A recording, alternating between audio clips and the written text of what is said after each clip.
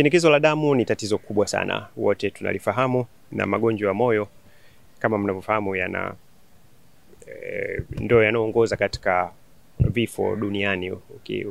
Ukisikia vifo vimetokea, asilimia kubwa ni kwa watu wenye shinikizo la damu na kupelekea ugonjwa wa moyo.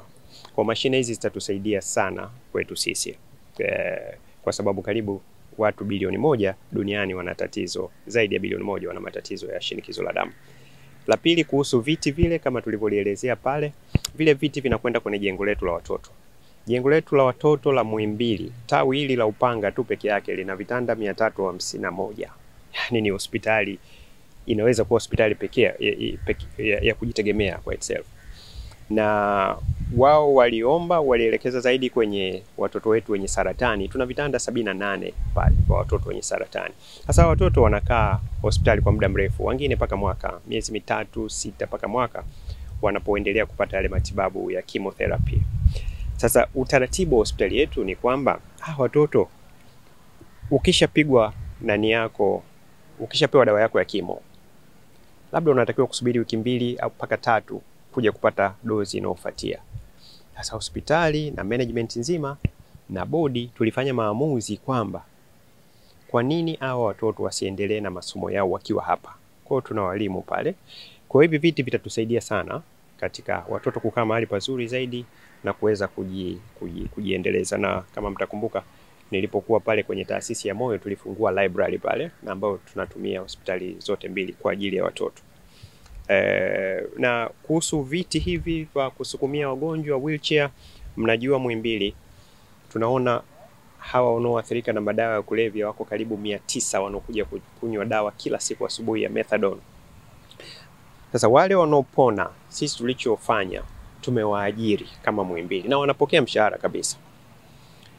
Wako 52 ambao kwa uwezo wetu sasa hivi tumewaajiri hao, lakini tutaongeza namba kadri. Sasa hawa kazi yao kubwa huwa ni kupokea wagonjwa pale nje. Hospitali yetu hapa tunaona kati ya wagonjwa 3000 mpaka 3500 kwa siku. Sasa kuna asilimia kubwa ambayo haiwezi kutembea kwa kuathirika na magonjwa. Kwa hiyo wanatusaidia kusukuma wagonjwa. Kwa hiyo hivi viti vimetupa nafasi kama hospitali. Kwanza tutaongeza namba ya hawa tuliowaajiri. Manake hawa wakishamaliza matibabu yao ya methadone, halafu nini kinachotokea? Ukiwaachia urudi mitaani, tutawapa lawama bure kama jamii. Kwa sababu hawana kazi, watarudia madawa.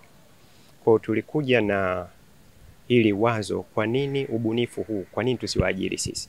Kwa hiyo tumewaajiri hao kusukuma wagonjwa, wengine tumewaajiri kwenye kukata majani, wengine kwenye usafi, na tunawafuatilia kwa karibu sana. Kweli wengi wao tunao zaidi ya mwaka hawajarudia huko kwenye madawa, kwa sababu sisi tunawastukiza tu, tunaomba haja ndogo tupime. Na tukimkuta ana nani hiyo, tunamwachisha kazi hapa. Wanalijua hilo.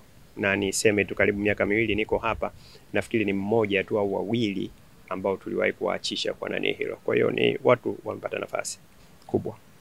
Nashukuru sana Qatar Charity kwa namna walivyojitoa na kusaidia vifaa hivi na vingi zaidi.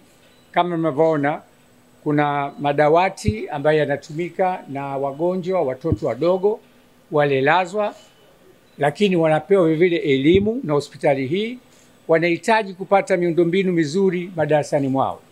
Kwa viti hivi vitatumika kwao.